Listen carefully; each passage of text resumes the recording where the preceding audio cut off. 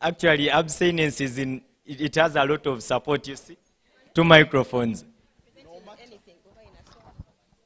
Now, abstinence cannot be bad until you get into an emergency. Listen. No. I'm still continuing. When you abstain, actually you're keeping your dignity. And if you look at me, I look to be a virgin. You know? Listen, But for us, no. he said he looks to be. The law scholars have a Latin maxim that says, "Recipsa loquita." Cancel. The facts speak for themselves. But actually, on a serious note, abstinence is the best option. Why? It keeps you protected from any danger. Are you writing down, please?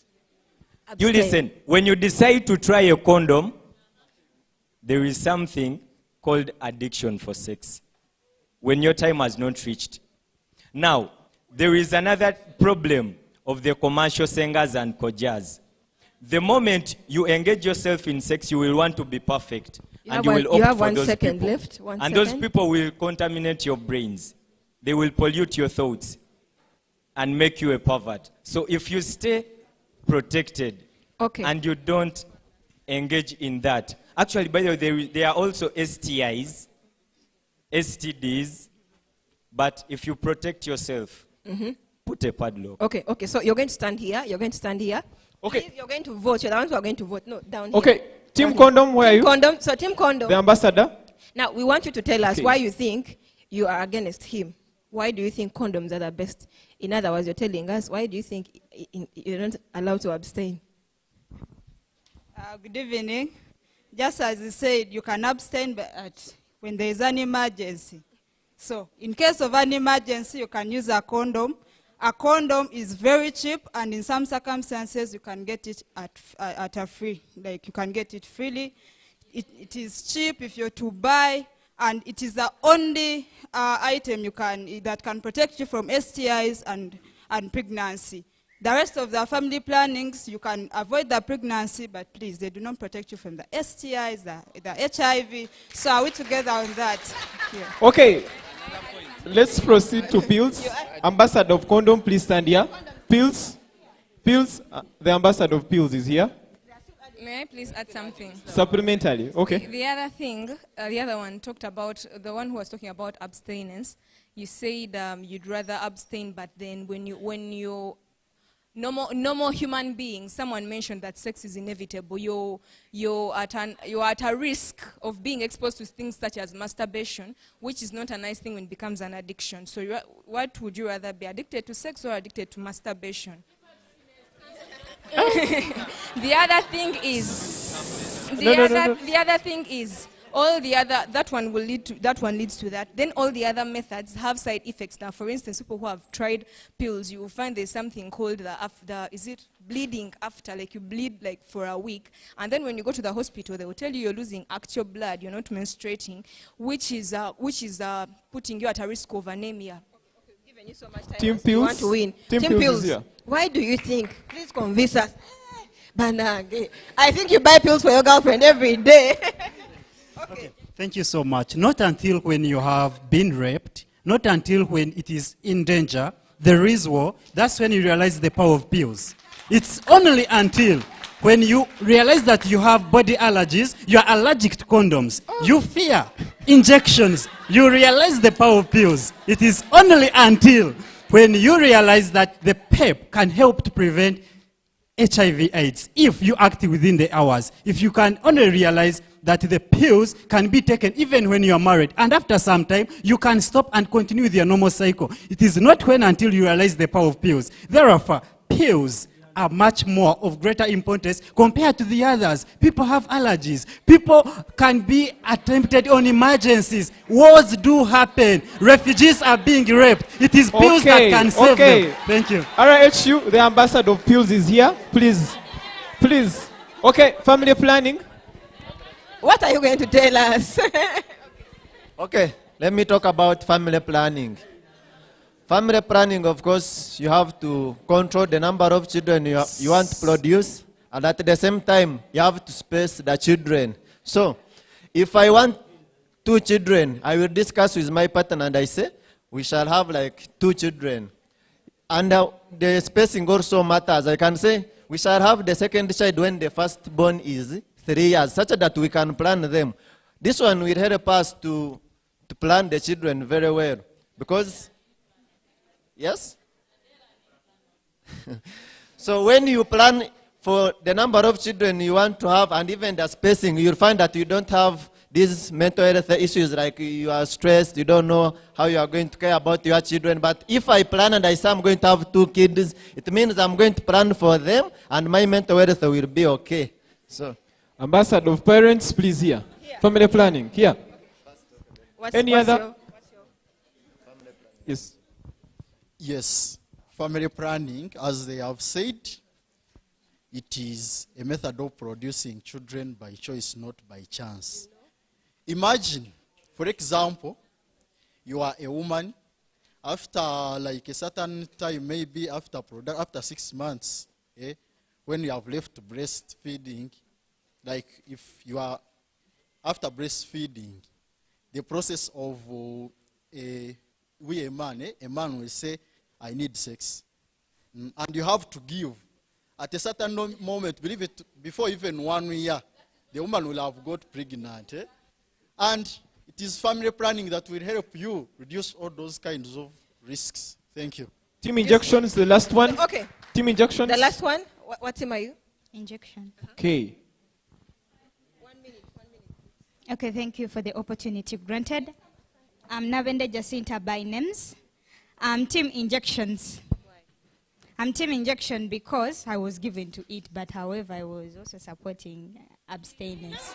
Sure, but I have a point to say. But I have a point to say about injections.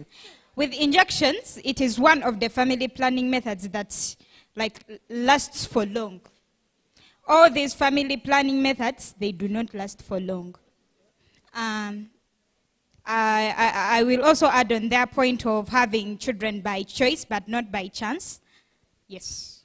Okay, we're going to have a voting. So I'm going to begin with abstainers. So team By show of hands.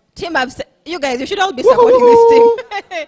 Team abstainers. Alimba, Alimba. 1, 2, 3, 4, 5, 6, 7, 8, 9, 10, 11, 12, 13, 14, 15, 16, 17. So we have 17 votes. Okay. For team abstainers. Team condoms. Team condoms.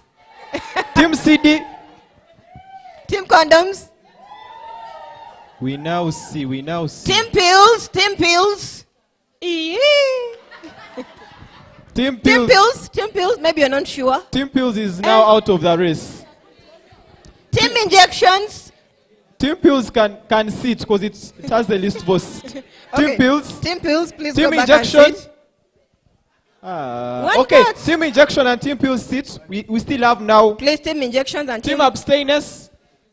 Hey, injections someone and said pills that. sit. What were you saying about abstainers? So we want abstainers and condoms. I talk again. Team family planning. Hold on. Team family planning. Okay, team family planning. Sorry. In the next IUD, I'm going to make sure you win. Yeah. So we have condoms and abstainers. Now, you have to defend your method and make sure you win. One-on-one, face each other. Now, in the first place,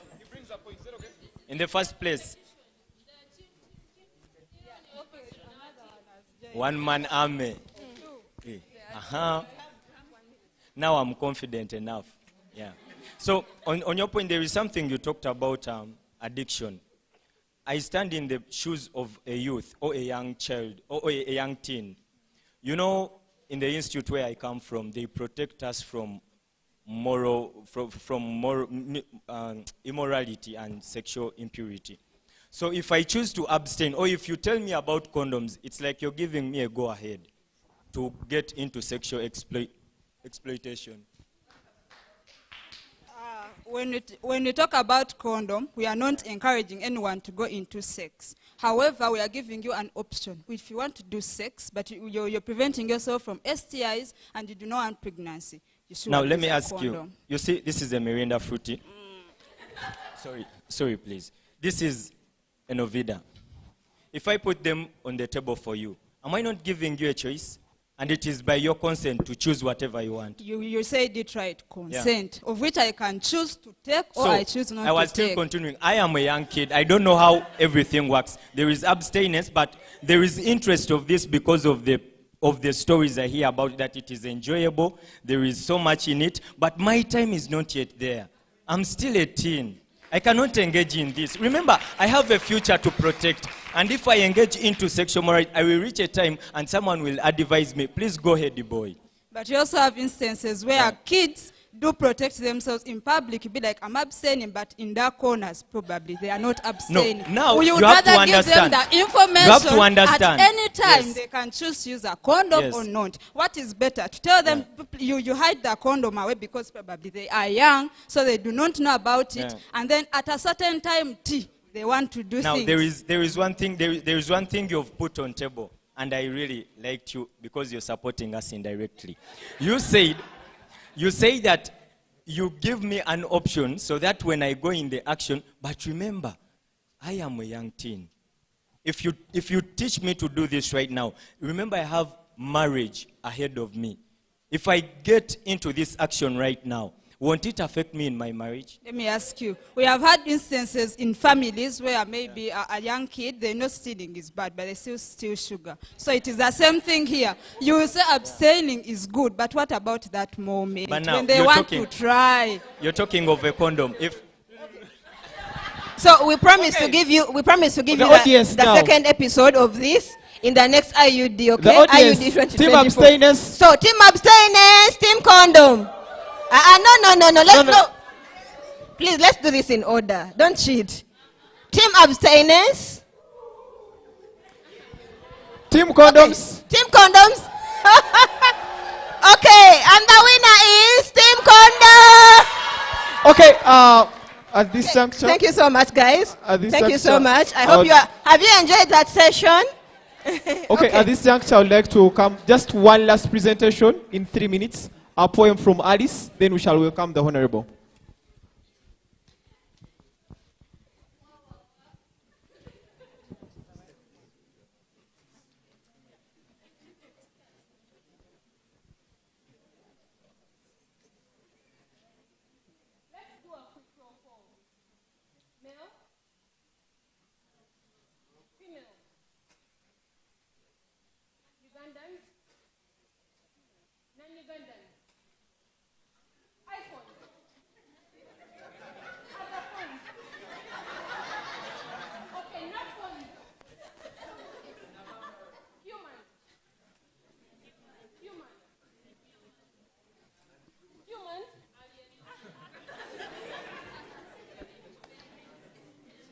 We often divide ourselves into classes of age, sex, religion, and so on. And in these classes, we learn to unlearn the thing that makes us the same. We very quickly make lists of our differences, and slowly we lose focus of the similarity that makes a difference. That we all belong to the human race. Maybe that is precisely why we are losing the race against time to end HIV/AIDS. Because while we segregate ourselves, HIV/AIDS does not segregate us. Maybe we should be taking lessons from this virus. While we find multiple reasons to discriminate and hate, HIV/AIDS loves the fact that we are losing memory of our turbulent past, so we forget the imminent threat poses. That without divisions, distinctions, and divides, these cause an opportune environment for HIV/AIDS to propagate and replicate. How long will it take us? How long will it take for us to realize how much these inequalities and differences are costing us? I said, how long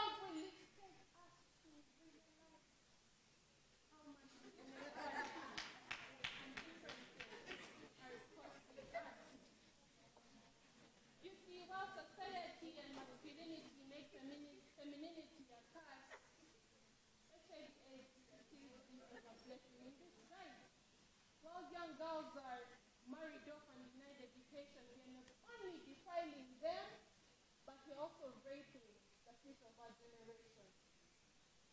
How long will it take for us to realize that, you see, poverty is not only the inability to access basic needs, it's also a leading enabler of these diseases? Instead, how long will it take for us to realize that poverty is not only the inability to access basic needs, it's also a leading enabler of these diseases? How long will it take for us to realize that as we refuse to join hands across the different political affiliations, we are aiding the spread of AIDS with this very decision? Because regardless of who wins the election, we remain with the common enemy, HIV. How long will it take for us to realize that as we look down on people without a university education, there is no school that awards a degree for HIV/AIDS prevention? Yet there is no illiteracy as fatal as lack of HIV/AIDS sensitization. So you see, our biggest problem in fighting HIV is our disloyalty to unity and faith. Our biggest problem in fighting HIV is that disloyalty to unity, our disloyalty to unity, disloyalty to unity, disloyalty to unity, our disunity. Okay, thank you so much. I would like to hand over to and welcome. Thank you, panel, for everything. I would like at this juncture welcome the most youthful MP. That's Honorable Balimwezo. And this juncture, let's clap for him as he takes the center stage.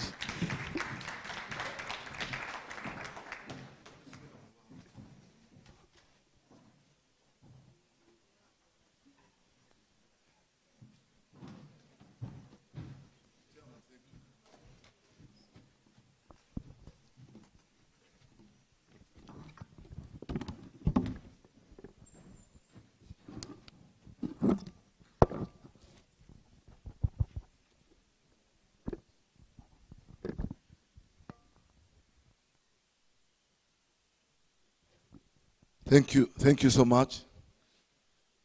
Thank you so much, Chairman. I just wish I had a full day with you here.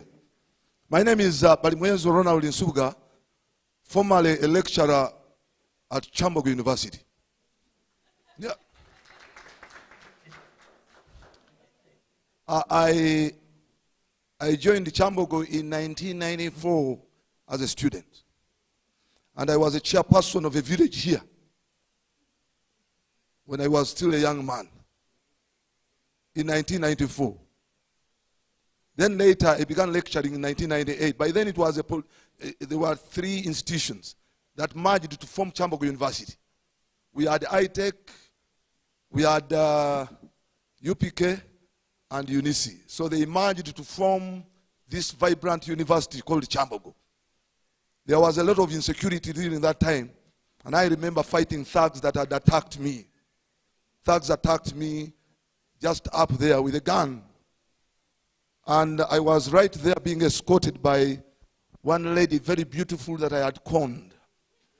She was by then she wasn't my girlfriend, but I tried to, befriend her. She had accepted at first, but later when she discovered that I wasn't saved, she said no. And that night she escorted me, she preached to me. I said I can't get saved because I indeed liked sex. I was in love. I'm telling you, falling in love is very delightful. It is the only type of falling that does not hurt. But unfortunately, you must be responsible for all the actions that come with love, falling in love. You get my point? I want to appreciate Reproductive Health Uganda. And I do believe that what you have learned here is going to have a trickle-down effect. When I was moving with my brother, I did tell him that we are very unfortunate. In Uganda, about 7 years ago, thank you, I'm being reinforced by great people. I just wish some of you are my children. I'm telling you. Go look at me. Get a political mentor. You are going to be a very serious leader in this country. Go chairman wa Chimaladda. Ate gwe bakungambi you have this our on your future. That project, that association, I think is going to move this country ahead. So ladies and gentlemen, I want to appreciate, like I did say, Reproductive Health Uganda for this very important, which I believe will have an impact, will have a trickle down. 7 years ago, over 1.88 million children joined P1. 1.88 million children joined P1. But only less than 720,000 were able to sit for primary 7 exams. What does it mean? That means that over 1 million people are left with lack of knowledge. They did not sit for P7 and they need help. Who are the people going to give them knowledge? It's you, who has acquired, sieved knowledge. We have a lot of knowledge flowing. We have Google. You can get every knowledge, every information, but it is unsieved. What we need is sieved information, so that that information can go out down there and be able to help our people who have no knowledge. And here you are, you have gotten this chance. But just a few of you who have gotten this chance, and I want to appreciate you. And how I wish this can be replicated even in secondary schools, because information is flowing. Nursery kids have knowledge on sexual reproduction, but what do they have? Is it sieved information?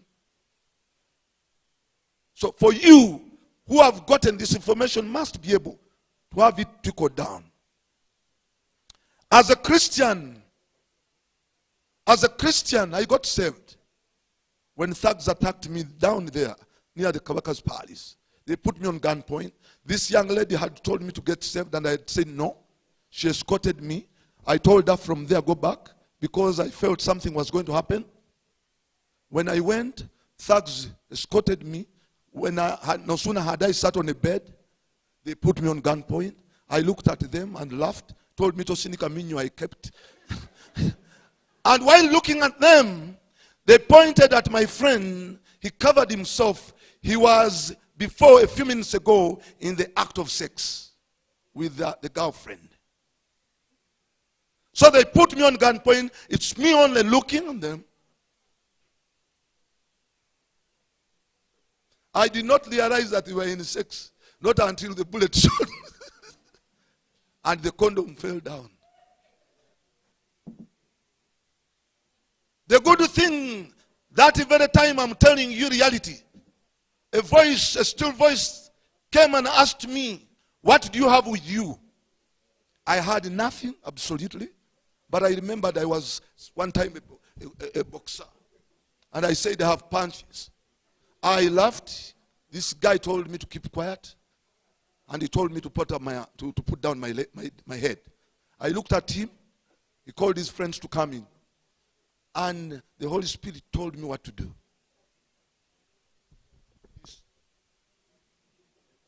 You know, whenever one used to bring a straight punch, one would bob and take an uppercut. So I said, this bullet comes like, it comes straight. I took the bullet for a straight punch.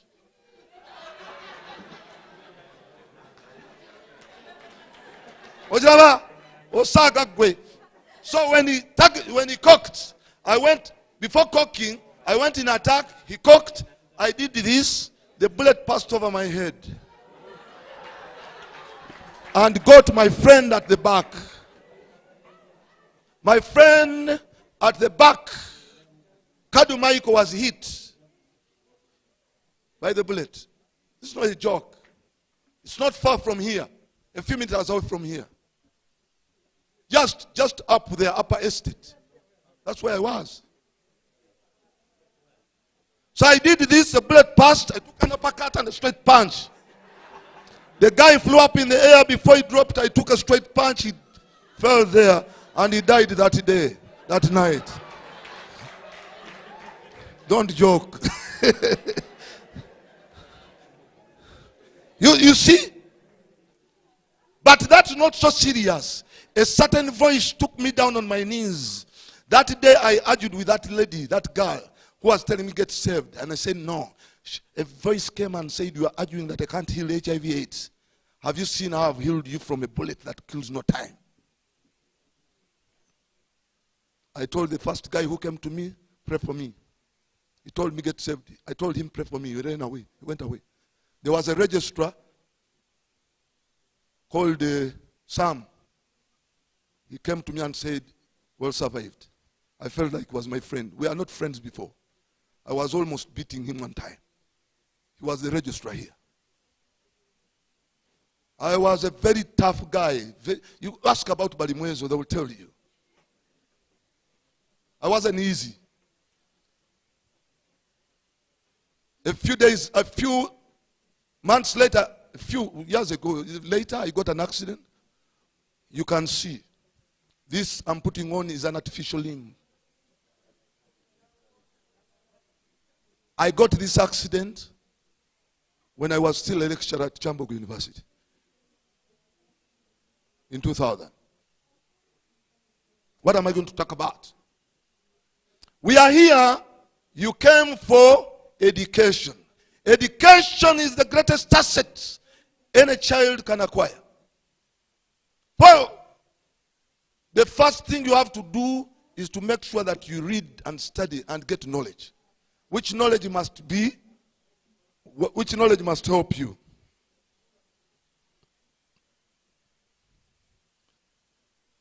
Yes, the Bible I read tells me to abstain. When you read Galatians chapter, it's the Bible that I read, and I said I should put on a padlock. But that does not mean that Satan does not exist to tempt you. I'm telling you this. And that's why we have other options. And we must learn how to use them. Other than keeping away, shying away, and when the time comes, you have no knowledge about them.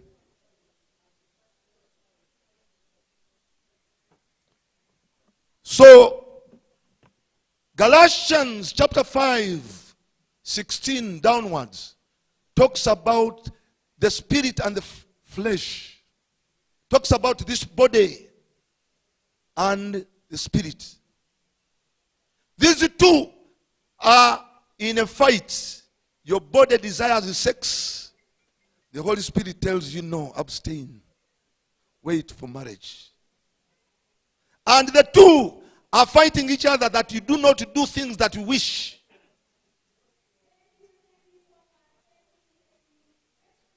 There is that still voice when you're going into sex that will ask you, is what you're doing right? Will it take you to heaven? And you say, but I have a condom. I will repent. I have a condom. So those two are in conflict with each other. Fighting each other. I know some of you may not want to hear this. I'm telling you.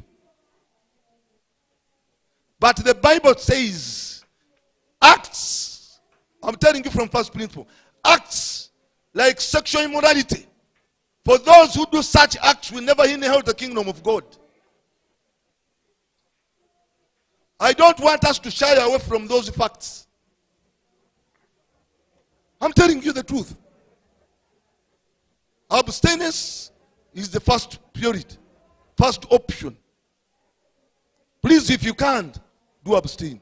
Because it has trio protection. You will not get pregnancies and you will not get infections. Muntegera bulungi nnyo? Yes, it has multi protections. So it's quite important. The greatest defense university students have is the discipline of their hearts. Because when you come here, when you leave your parents, they are no longer controlling you.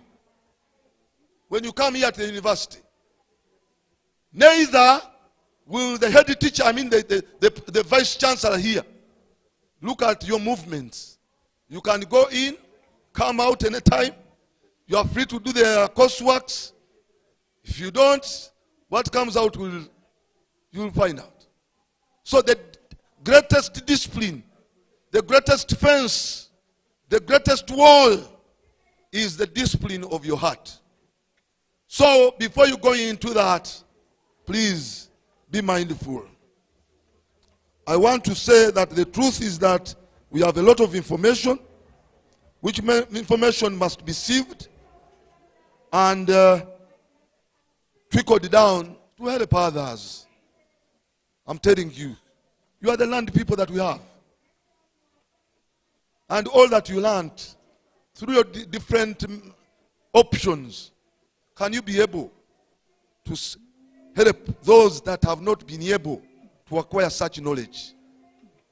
Sieve the information, teach them. I've told you that even nursery kids now, no computer.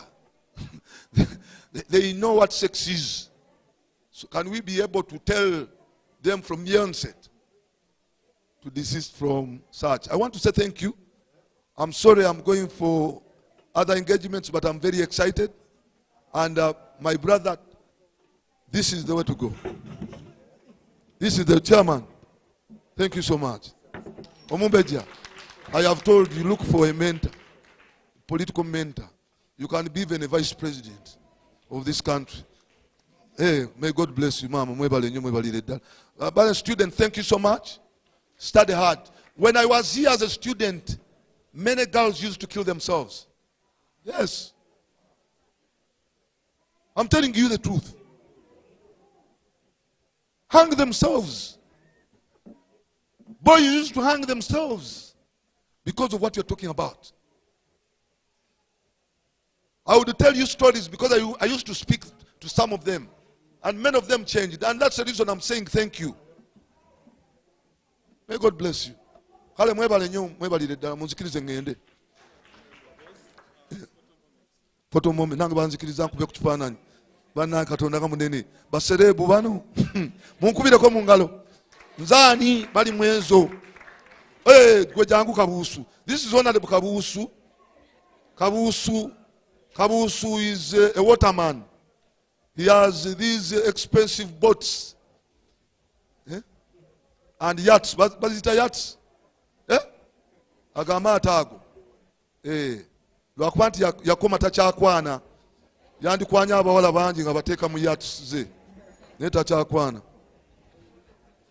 Kale, just come and join me for a photo moment.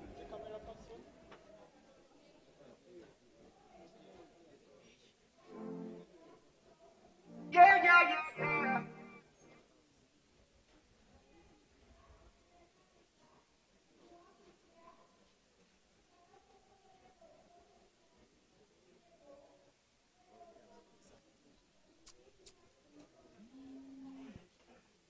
Let me please give them the smile, the other smile of Parliament.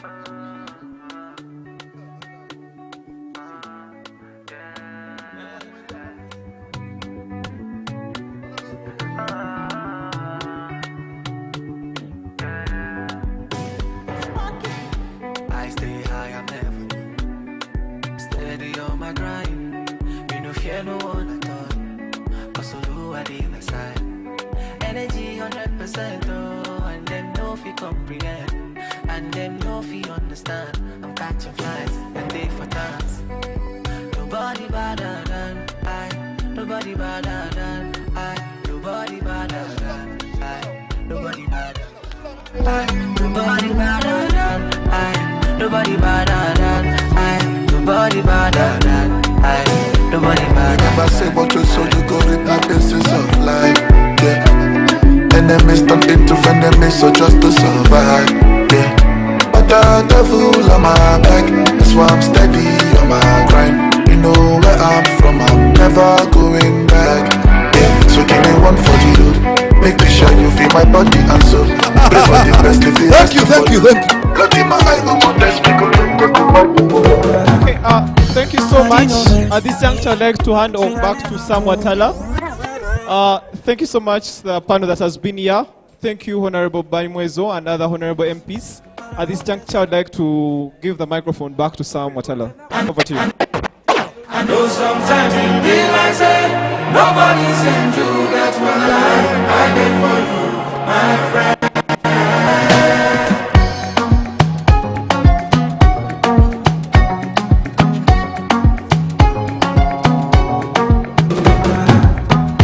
Party no vex for me.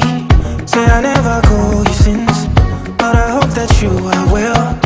I hope your market sell. Every day I dey pray for you. Make you Baba, God bless you. I never forget you, and I won't forget you.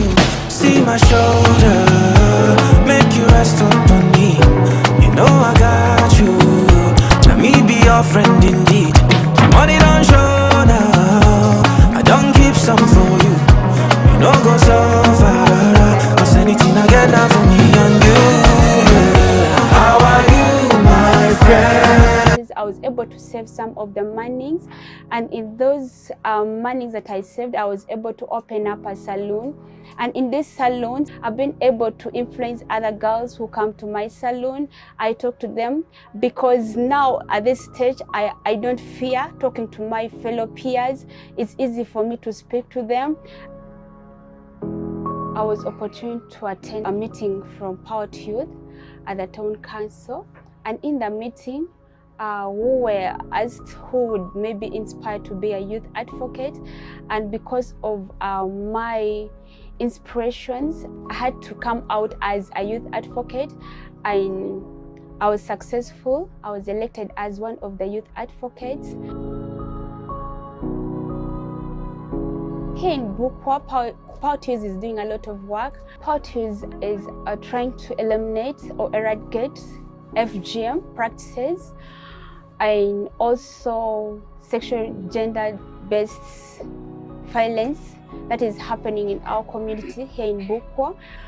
It's advocating for the rights of the young people, amplifying their voices, making sure that the young people know their rights to sexual reproductive health. We have had several cross-border meetings about FGM, and we have had people from across Kenya who are surgeons, and also this side of Uganda who are surgeons, and also the survivors. We have had the community at large, and we have had several stories from the community members. Through these talks, we have been able to capture the challenges, and people have been able to say out loud their challenges as the community. Working as a youth advocate in Power to Youth, I've been opportune to have several meetings and several activities locally and also nationally and internationally. We a had busy schedule to come and speak to Safe us. Motherhood, The TED Talks, the also breakout the sessions have been Women fantastic. And- I had and the I learned privilege a of lot. just listening to matters when it came to, you know, accessing information that has everything to do with sexual reproductive health. I had the privilege of also going to the other sessions when it comes to issues to do with sexual harassment and, of course, menstrual wellness. It was bold, and the conversations are really interesting. Of course, we are also encouraging each and every one of us to drive the conversation, digitally speaking, on Twitter, Facebook, what else? Instagram, TikTok, Threads, whatever app you're using, remember to use the hashtag Getting It Right. Also hashtag IUDUG23. I still have about 2 tickets to give away. I'm going to do that after this particular panel. It's a very sensitive panel. It's a panel that will have people that are religious feeling some type of way. It will also have, you know, some politicians feeling some type of way. Some people that are traditional also feeling some type of way. So it's one of those conversations that are very uncomfortable. But the thing that brought us here was simple. To unpack such complexities, to make it simple, and basically to have an open-minded conversation. I'm more than happy to invite the moderator of this session, Priscilla. You ready with your team? It's a very sensitive issue to speak of, but I'm pretty sure you, together with the entire team, you'll be able to unpack this complexity. So have the pleasure of taking the seat, but also of introducing your panel to us. We have about 30 minutes to run through this particular conversation that she will be introducing to us and letting us have a deeper understanding as to why it is as sensitive as it is. Thank you so much, Priscilla. Thank you very much, Sammy. Welcome back from the breakaway sessions. I hope all of us picked at least one thing to take home as we deliberate on this IUD 2023, and remember to use the hashtag IUDUG23. So one of my panelists this afternoon is a member of the civil society organization, one of those that we've always worked with, and that particular organization has been in existence for over 10 years now, doing a lot of advocacy when it comes to sexual reproductive health, but also very, very serious with the sensitive issues that we want to unpack this afternoon. So join me to welcome Tracy Rita Achola, who works with the Center for Health and Human Rights, CEHAD. Rita Tracy, join me up here as one of our members of the panel this afternoon. Then I'm also inviting a student from Uganda Christian University, Mukono, my alumni. She is called Martha Torach. Martha, you're welcome to this panel. You can use this other side where the staircases are to join the conversations. And then I hope Martha is coming. And then my other panelist is Arimpa Desire, a health minister from Chambogo University. Desire, we are glad to have you on the panel. And then I have another student from Bugema University. And as we all know, today we are doing the inter-university dialogue. And most of our panelists this afternoon are students because we want to hear their voices, because these are the things that are affecting them. Nakawesi Martha, a student from Bugema University, is our other panelist. Martha Nakawesi, you're welcome. If she's not here, somebody help me alert her. And then my last panelist is actually a public health specialist, but also works with Uganda Prison Services. And she is called Dr. Ida Ajambo. She will also be sharing a lot of technicalities when it comes to our theme this afternoon, which is going to break the silence on the untold stories of unsafe abortion. How many of us are interested in hearing the discussion this afternoon? Or those are the very sensitive things that many of us don't want to talk about? Like Sammy highlighted, they'll bring feelings to those of us who think or who have Jesus at their fingertips, but nevertheless, we do not intend to harm anyone's feelings, but only rather have discussions that we think are going to benefit the young generation. So our discussion is going to be centered around breaking the silence, But as we start the panel discussion, I want to invite one of the young women who is also a beneficiary of one of the programs that has been implemented in a Tororo district with our own partner, UAF, that is the Uganda Youth and Adolescent Health Forum, who is going to share with us an experience of a teenage pregnancy, but also a couple of friends that were victims of unsafe abortion. So join me to welcome Awori Annunciata from Tororo. Awori? Okay, she's there coming. She is going to briefly share her story in about 3 minutes, and then that will also open up the discussions with the rest of the panelists, but also we shall open it up to the audience. Thank you very much. You could pass this side. People seem to be bored, anxious, tired. Tired? Do we need to dance a bit? I love dancing. Do we? No? Pardon? We are going to do that in the next few minutes.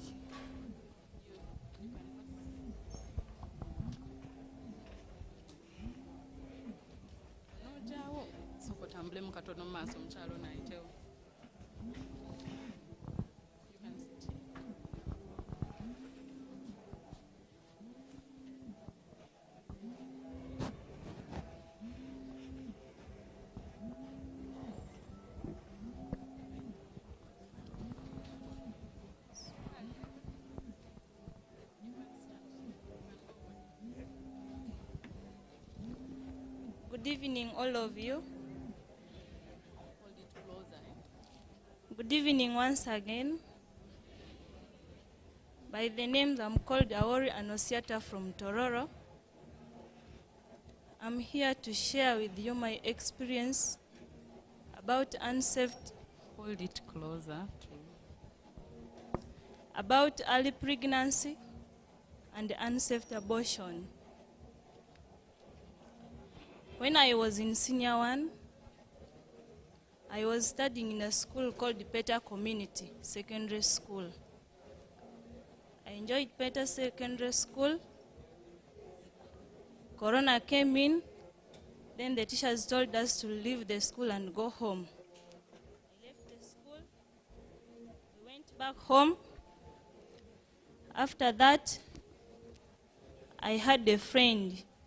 And that friend of mine, he was a boy. He told me, one day he told me that, let us go home. So I decided to go with him at their home places.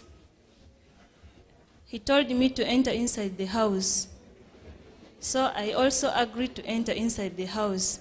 And I never knew what was going to happen. After that, we slept together. The next day, he chased me. Then he told me to go back home. I went back home. Then my grandmother told me. I stayed with my grandmother for so long. Then she told me, you girl, nowadays you have changed. Then I told her, why did you say so? Then she told me, you are not like those days. Are you pregnant? Then she asked me. Then I told her, no, I'm not pregnant. So she started arguing with me. Even me, I was arguing with her that I'm not pregnant. She told me that, you girl, you are pregnant. If you are still arguing, let us go to the hospital for checkup. I decided also to go to the hospital. We went to the hospital and they checked me. Then they found it was truth. When we came back home, she told my father. My father wanted to cane me, but she told him that, don't cane that girl. Leave her. The day she will give birth, she will go back to school. Then my father agreed. After that, even I wanted to give abortion, but I was fearing because in our community, many girls have given abortion, but most of them, they have died. So for me, I refused. Then my grandmother told me, don't give abortion. It is not good. Then I remember the stories of my friends. I asked them about abortion. They told me that if one day one of them went to the hospital, that girl never told me the name of that hospital and the doctor. So she told me that the doctor told her to bring 60,000 so that they can help her doing abortion. The girl also went and got 60,000. She took to the doctor. They helped her with abortion. They gave her medicine. Then the doctor told her that this medicine, the one which I'm going to give you right now, go and swallow one you put under your tongue, and 3 of them go and put under the vagina. So that girl also agreed. She went. So she decided to do all of that. The medicine helped her. There is another girl also who told me that for us, if we want to abort, we use those local medicines. Some they use the grass, others use the hash, others they use the omo. But I said, for me, I will not do those things because it is bad. And most of them, they died because of abortion. So, in our community, if you're a girl, if you get pregnant, if you don't want to do abortion, then your parent knows. They will make sure that they chase you away from home. That's why most of girls, they do abortion without parents knowing. So me, I decided to leave. When I gave birth, I was at our home. My grandmother helped me to raise the child. The child was 2 years old. Then I left the child at home. Then for me, I went back to school. Thank you very much. Thank you very much, Anusiata. I think we are going to end it at that because people are starting to wonder, Omo, does Omo do that? Please don't try it at home. Thank you very much, Anusiata. I'm going to ask you to take your seat and we start this discussion. And as we dive into that discussion, I am going to be posing these questions to the different panelists. Having heard Anusiata's story, I think many of us have had many girls getting pregnant at an early age with the pregnancies that we normally do not plan for. And then most of us resort to abortion because of reasons like Anusiata has said, fear of being just at home and then the stigma that is associated to this act. Now, I want to first of all begin by adding my voice to Anusiata's and saying that abortion are both simultaneous and induced. Not everyone that goes through an abortion is actually using one of the methods Anusiata has mentioned. Some of it just happens naturally, and then somebody gets what we call a miscarriage. But in science, that is still termed as an abortion. So I wanted us to get that fact right. My very first question is going to go to the student, one of the students, and that is Martha from Uganda Christian University. Martha, do you think these abortions happen in UCU?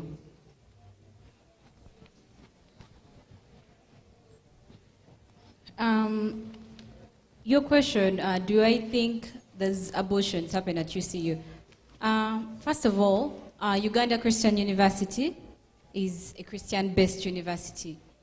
But I'm a law student, so we have this, we have a term that says that to every general rule, there's an exception. Despite the fact that UCU has a code of conduct for the student body, there are a few exceptions. I do not think the abortions occur at UCU. I know they occur at UCU. To help us with that, Mike. Thank you very much, Martha. So if you think they do happen, do you think it's worth having this conversation of abortions with the students that we have here? And if so, why do you think it's important for us to have this conversation? It's very worth it to have a conversation about abortion. First of all, we know that one of the biggest weaknesses that we have all over is ignorance. Ignorance where people do not know what they're supposed to do, how they're supposed to do it. I have Article 22 of the Constitution says that no person has the right to terminate life of an unborn child except as may be authorized by the law. We all know that abortion is criminalized in Uganda with a few exceptions. But the fact that the Ministry of Health in 2006, under the National Policy Guidelines and Service Standards for Sexual and Reproductive Health, lays out specific cases in which women have a right to seek abortion, maybe under cases of rape, under cases of sexual violence, under cases of incest, and when a woman has pre-existing conditions like probably HIV, AIDS, cervical cancer, and all that. But there are very many legal and socio-economic barriers to abortions, to safe abortion and family planning services, which often results into women, young girls, using unsafe abortion methods. So I feel like by the fact that we're having a discussion on abortion, it creates awareness among not only the young girls, but the women, awareness that there are safe methods for abortion if they must abort.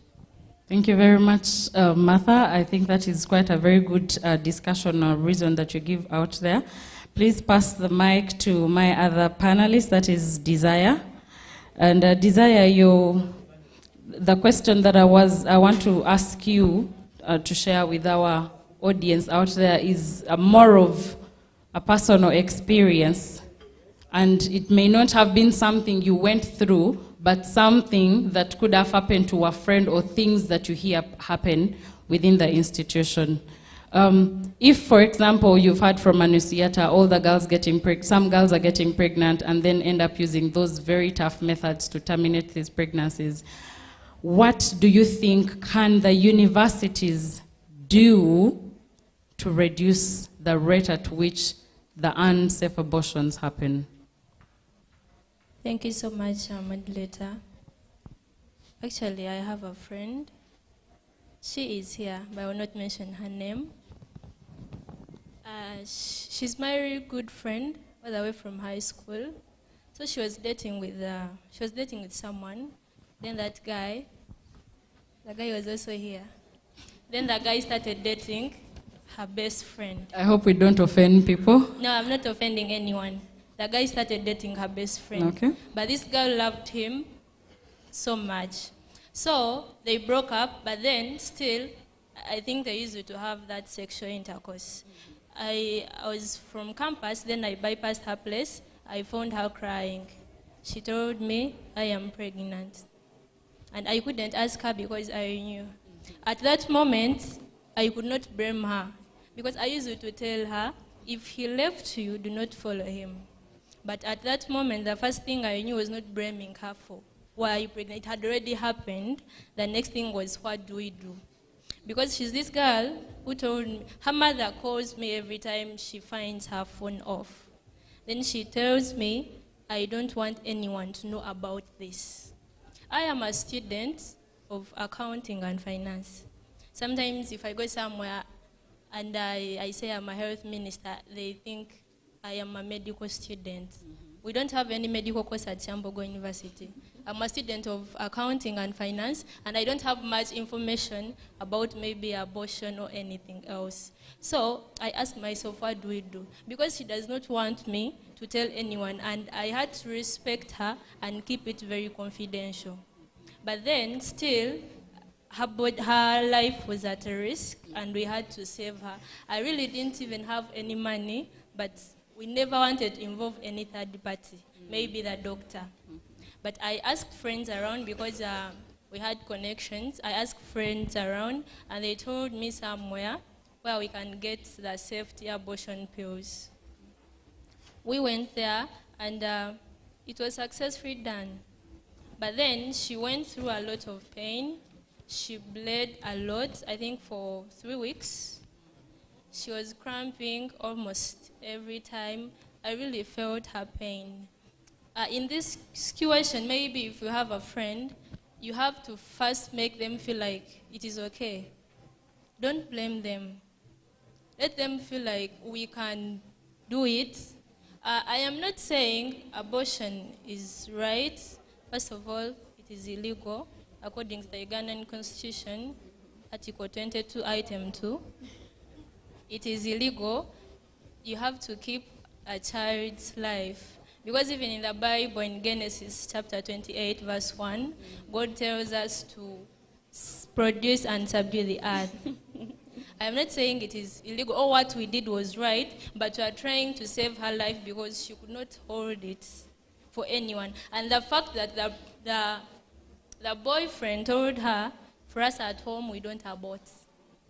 And that was an excuse of not giving her any money for abortion. So he tells her, at home, we don't abort, so keep my baby, and I will take care of the born baby, not even the child that is in the womb. So we buried out like that, but my advice would be, if maybe you could consent with someone, because not that friend that you have told would have that information, at least go to someone who has much information about it. You can go to a counselor or a medical doctor for guidance. Thank you very much. Thank you very much, the finance person. She is a student of accounting, but she also made mention that she is not saying abortion is right. And as Reproductive Health Uganda, I also want to remind everyone in this house that we are promoters of abstinence, as one of the groups highlighted, but we also stand on the other side where we provide options to all the other people who find it really hard to abstain or have actually gone through different things like rape or incest.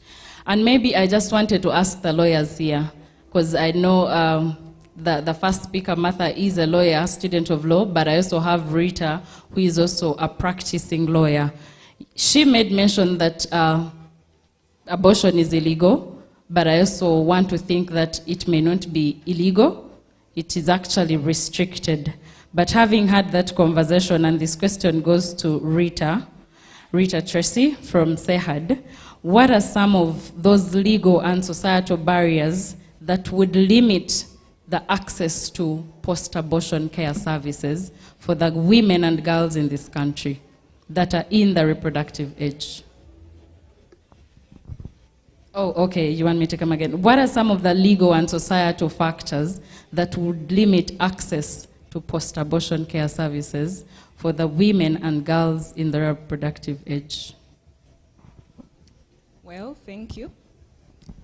I would like to start off by saying that abortion is not prohibited, it's highly restricted.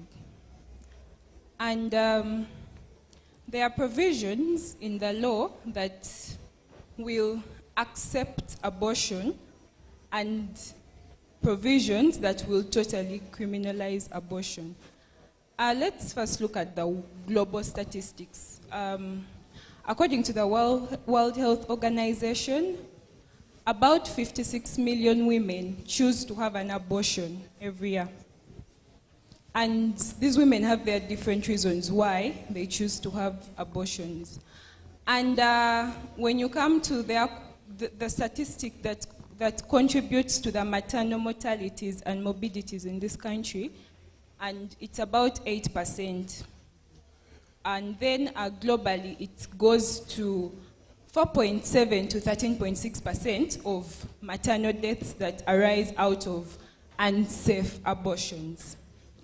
And in sub-Saharan Africa, or globally, it's the highest contributor of deaths of women arising out of unsafe abortions, and that is about 22,500 to 44,000 women dying globally and in Africa as a continent due to and safe abortion. So my dear students here, I hope you don't make those statistics. And when you now come down to the Ugandan Constitution, it only allows an abortion while saving the mother's life. When you go to the Penal Code Act, it criminalizes abortion.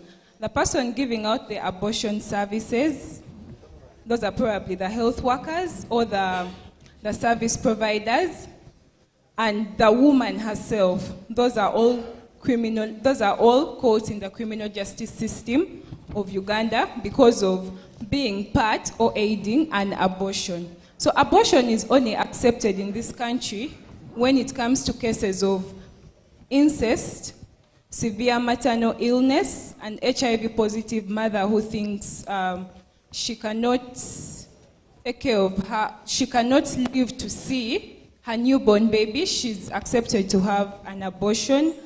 And also in instances of cervical cancer. Now, the rest of us, apart from those exceptions I've mentioned, the rest of us are supposed to keep the pregnancy for 9 months and bring a baby to life. And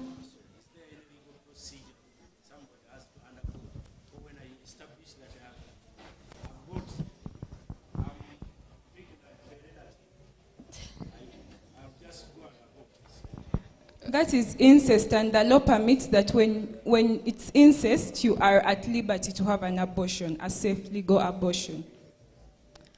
Of course, some will ask you to prove whether that person is your relative. Some medical workers. And it's because of this that there are so many inconsistencies. Everyone interprets the law as and when and how they should. Health workers will interpret it in their way. The police officers will do so, and the judicial officers will do the same. And that brings about the consistencies that will lead to a fear and a loss of confidence in health workers, while it's their duty, I should say, to help women undergo safe abortion. But post-abortion care is legal in this country. Thank you very much, Desire. I think I'm not going to first allow you speak because the discussion is getting heated up. I saw Honorable already posing a question. I want to divert us away to a conversation that I want to drive home. And to that note, please pass the mic to the doctor here, Dr. Ida Ajambo. Doctor, Tracy made mention of your role as healthy workers. What do you think is the best way to avoid all the pregnancies all the young girls we have here would get in a year? Because it's also possible that they can get pregnant in a year, all of us here as young girls. What are those things that we can do to ensure that we don't even get to a level where they have to say, okay, this was not your father, you're lying, because then you want to abort? What do you think we can do? Thank you so much, the modulator. Yes, once again, Dr. Jambo Aida, and I work with a unique institution, that is Uganda Prison Service, and I would want to bring you greetings from the University of Understanding. Yes, it's the University of Understanding. I'm the public health specialist for Uganda Prison Service, but also serving in two capacities as the program manager for the HIV/TB services in the entire service across the country. And I'm so passionate about students, and I love seeing the young blood. So on that note, I'm an associate professor, an associate to the Makerere University School of Public Health, and therefore I love interacting with students.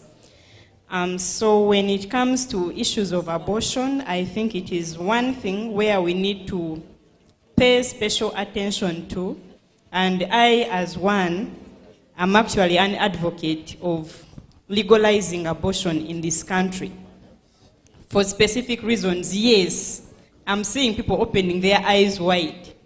As a medical doctor, I'm an advocate for legalizing abortion in this country, because someone who has made a decision of terminating that pregnancy, irrespective of whatever you do, trust me, that is what they need, and they will achieve that. So instead of hearing the next day that this person died because of this, for what you fail to assist them with, I feel it should be normalized. And we've actually always been working on different documents to have that achieved, but we are not yet there. However, I'm not saying that let's go and be outside the law, because we are supposed to work within the Constitution and the reservations of the country. Maybe the other factor that has been left out, apart from protecting the mother on the side, I'm just putting an addition.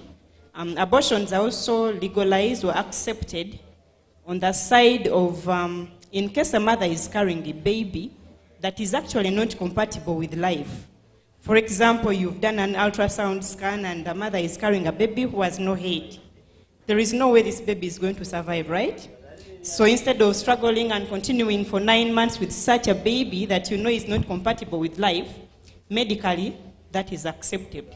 Doctor, I want to pause from there and say that some of those other sections that my lawyers highlighted and you're also adding on to, some of them were recalled at a certain time. And maybe the lawyers that are in the audience could also help ascertain that, but some of those sections were actually recalled.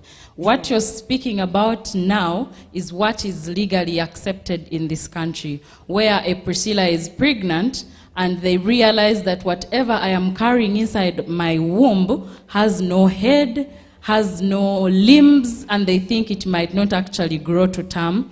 That is when this country permits me to actually see a person like Dr. Ida to terminate a pregnancy. So for me, I want us to dive our discussions on what can we do as a healthy worker and as a person from the University of Higher Understanding. What do you think we can do to actually eliminate the early, unintended, unplanned, unwanted pregnancies that lead the many girls and women into the illegal states? All right, so one, I will categorize these into a number of actually barriers that are leading to that. So one of the key things that we really need to do as institutions of higher learning is to increase the level of knowledge concerning abortions and pregnancies among university students. So the assumption out there is that everyone who has reached university is actually knowledgeable in all aspects of life. However, there is a study that was done by Makerere University that is in 2020, assessing the knowledge levels among students, and it actually showed that it was only 51%, so almost a half of the students had knowledge about abortions and pregnancy-related issues. And therefore, the other half actually did not have any. Yes, so this is 51, the other one is 49, but approximately 50-50. So implying that actually the knowledge when it comes to abortion is really limited, and the pregnancy practices and prevention practices are actually limited in the population that we think is at a higher level of understanding. So going back to that study, they actually found that of those that had knowledge, majority of them were in year 3, year 4, so meaning that they were actually older. And yet, if we come back to the universities, we know what happens with the freshers and the bazaar week. Yeah? When freshers are coming in, everyone is preparing, the third years are preparing to take advantage of these young people. So therefore, we have to push for information regarding sexuality and pregnancy prevention from a young age. And I'm happy with the national curriculum that we've brought sexuality education on board. However, it's age-related or age-appropriate. So I think that is a positive step towards a positive direction so that people start understanding information regarding pregnancies at a young stage. The second thing that we need to do is that we need to include information regarding sexuality and pregnancy-related issues in our curriculum. Mm-hmm. So on the medical side, that is part of our training. It's part of our training. However, I'm not sure whether similar information is actually passed on to my colleagues, let me say, in the accountancy section. So you find that we do not have streamlined information that actually targets particular populations. So I think even at the university, particular courses need to be mandatory to almost universal in the entire university, so that actually everyone is able to benefit. Okay. In addition to the cultural norms and also putting safe places, as you've been talking about, because we have a number of these these people come in when they are young, and they have no one to give them a shoulder. So therefore, they end up being culprits of unsafe abortions. Yet, if we had counselors, I know we are having people here doing social works and all that, they are actually a good target to teach the population regarding sexuality and prevention of these pregnancies. Okay, thank you very much, Dr. Aida. I want to pass the mic to Nakawesi Martha from Bugema University, and basing on our doctor's discussion or presentation on the role of culture, the role of the institutions, and how best we can integrate sexuality education into the different courses that are set out for the university student. My question is, as an individual, as Nakawesi Martha, how best would you want such information to be offered to you, and at what age would you want that information? Thank you very much. Okay, me as a person, let me go straight to the point. Me as a person, I would think that such information would be better if it is offered to me at an early age. What is that age? I believe most of the teenagers, become sexually active at around, probably I can say from my own way of view, from maybe... from your growing up? Yeah, from maybe around P3, P4, because these days actually, even these days, you might even find someone who is in probably P3 knows more than actually someone who is in higher institutes of learning. So I would prefer someone probably they would speak to me from probably an early age, so that I get the information, I get informed before anything happens. Because I believe if you decide like maybe I will inform her or you will inform me at around, should I say, someone was like from primary 6, that would be like late. To some it would be a late age. So it would be better you inform me earlier, so that maybe I already know, before anything happens, I already know. And I would like if actually parents would come out of their comfort zone. Actually, before someone else tells me, I would prefer my own maybe parent, because you know we children would like to listen. We take things from our parents than from other people. Yes, counselors are good, but something that your parent has told you, it will stick with you than when someone else has told you. Then there is another. Can you please, I beg your pardon, there is another. No, I think you've answered all the questions, because you've told us at what age you would actually prefer having this information. And you talked about P4, and at P4 most of us are how many? 17? Yes? 9. I thought you're sleeping. Thank you very much. Yes, at age 9, somebody should be told about sexuality. But I was going to add on to my question and ask you, at age 9, what would your mother tell you? What would you like that mommy or daddy or whoever you're growing up with tell you? So, okay, maybe for example, as a girl, I would prefer my mom to tell me maybe the changes maybe your body goes through some changes, and inform me earlier. Maybe if I get like, maybe at a certain age you will go through, you experience menstrual what? Period. Yes, periods.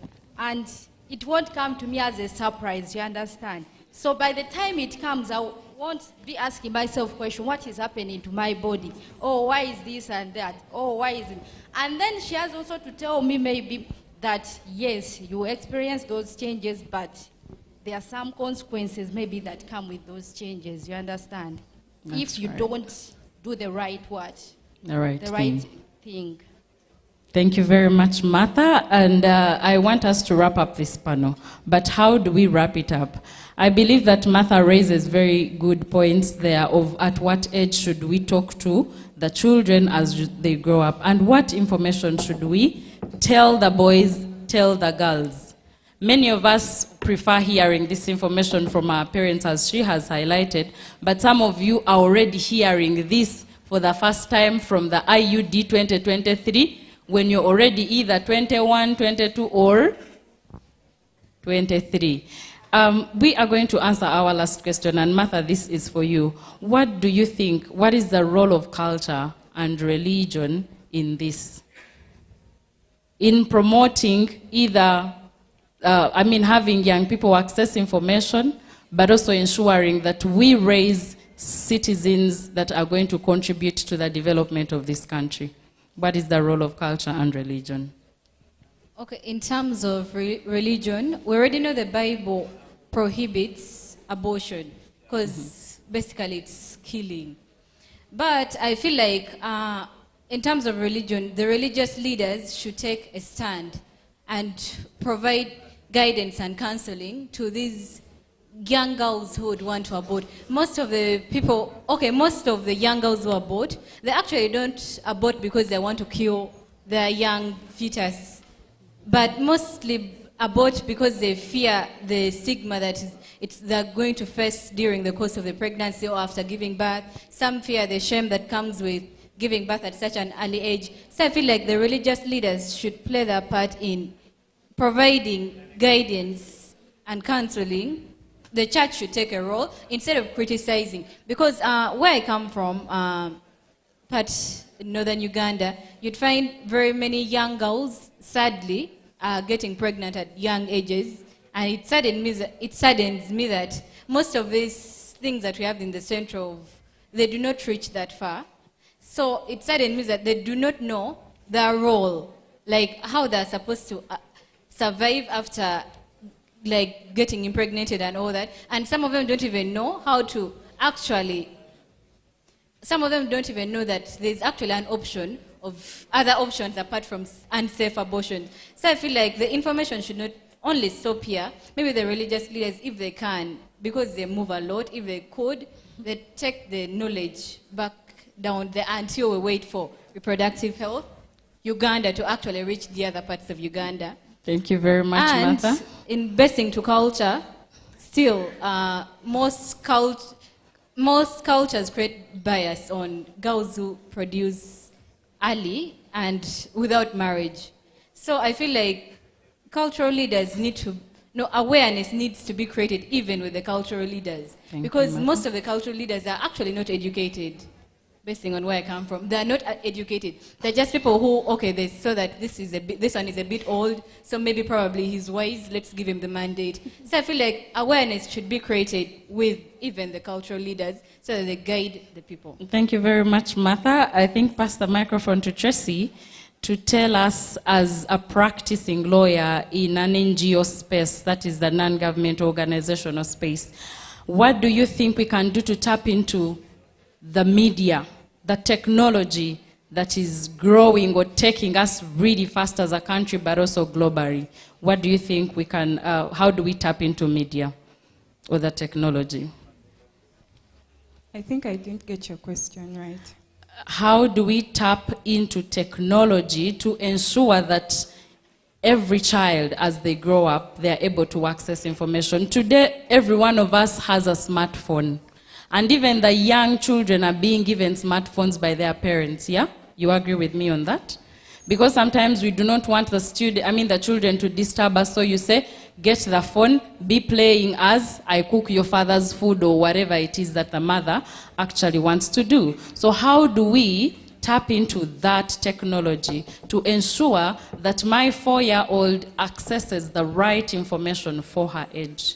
Something brief. Thank you. There is an aspect of telemedicine, and it works so well with most of the countries that have progressive laws and policies on abortion. How telemedicine works is there is an app, a health worker is on the other side of the phone, and someone who needs the services. So it's basically a phone call away. And I think in Uganda, it's Inclusive Health Bureau that has rolled that out. So you get your phone and make a phone call, and you'll be able to speak with the health worker on the other side of the phone. And if Uganda embraces that, I think we shall have less cases of unsafe abortion, because most girls and women are just afraid to go to the hospital and meet a health worker and utterly say, I'm here for an abortion. Because the health workers themselves will start to tease the girl. Why don't you keep your child?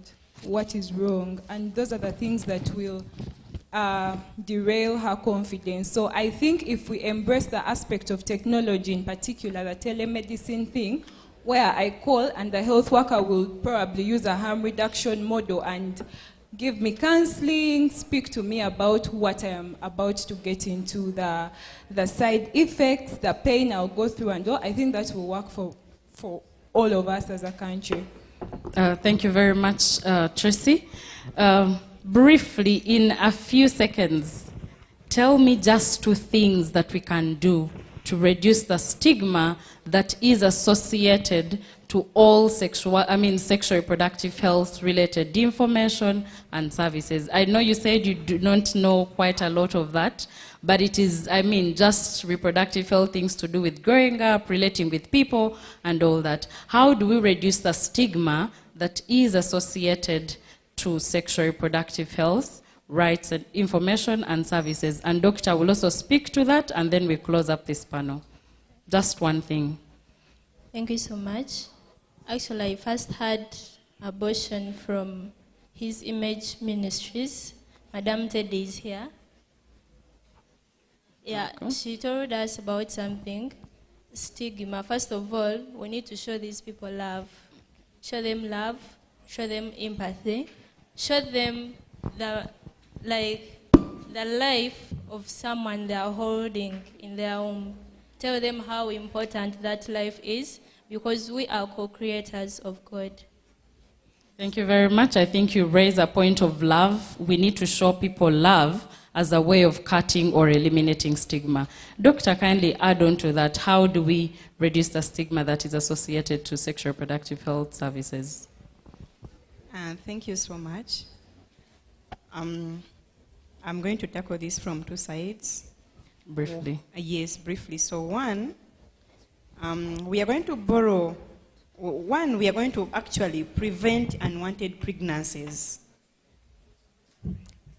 How do we do that? We have to improve access to the desired information. I saw the previous panels talking about the different prevention methods, and quite scanning around the room, I saw that a number of people were a little bit naive about that. So meaning that we have to empower the young population to make informed choices when it comes to pregnancy-related issues. So in such a way, we shall actually be empowering people to get pregnancies that they are ready for and they actually want to carry on. So we have to promote the side of prevention of unwanted pregnancies as a way of reducing stigma. And then the other issue is the rehabilitation and the love for those that have gone through that. So for this, we can borrow a leaf from the HIV side. Actually, I see the HIV side is really fighting a lot to end stigma. They have staged a number of shows. I hope we see the Miss Y Plus, beauty contests, and the rest. We're actually getting amazed that actually these people are in society and they can be that good.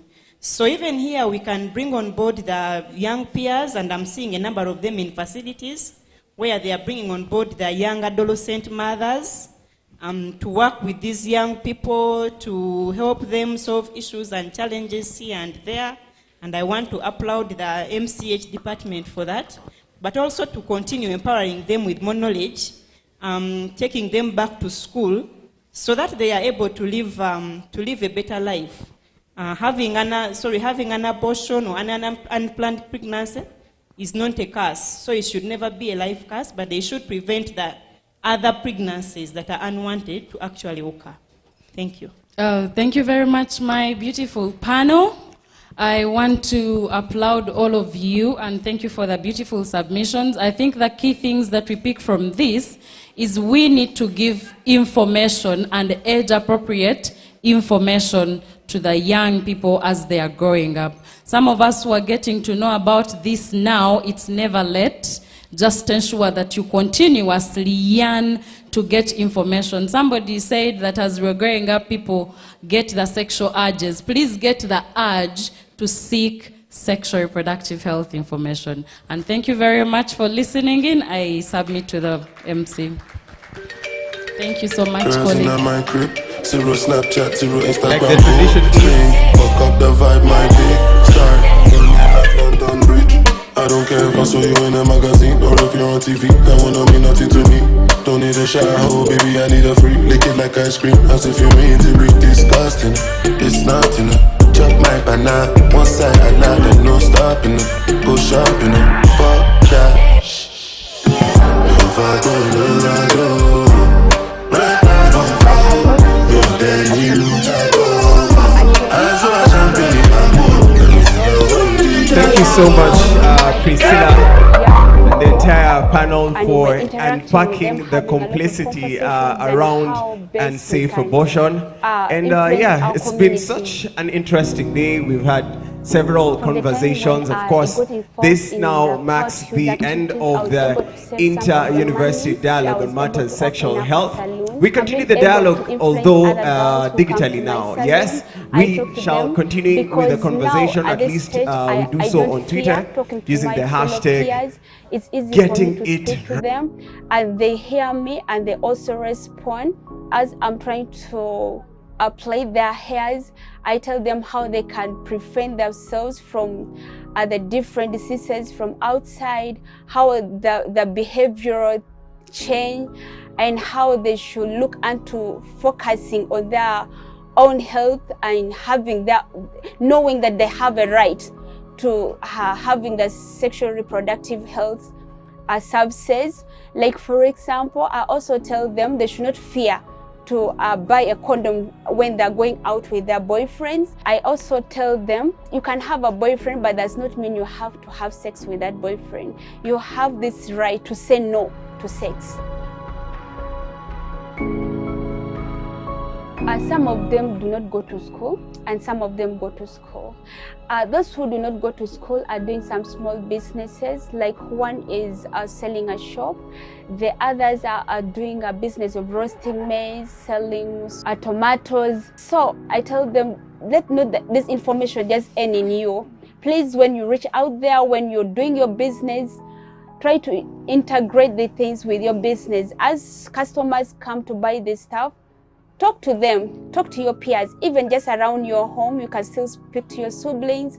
When you go to church or the mosque, speak to them about the things so that we can have a healthy society. And the other thing is, I've also been opportune to have positions in several community-based organizations. Like I am now a leader to Light Community Development Foundation as a project coordinator. And just of recent, we had outreaches where I was able to capture several challenges that are happening and gaps, and also trying to speak to the facility health workers, what is happening in the health facilities, how they're also helping the adolescent girls.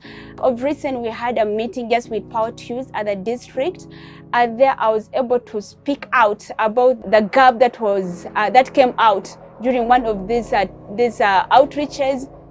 And one of them was the friendly corners at the facilities. Like in the general hospital, we have one but is not functioning. Firstly, we don't have a young person who is seated there.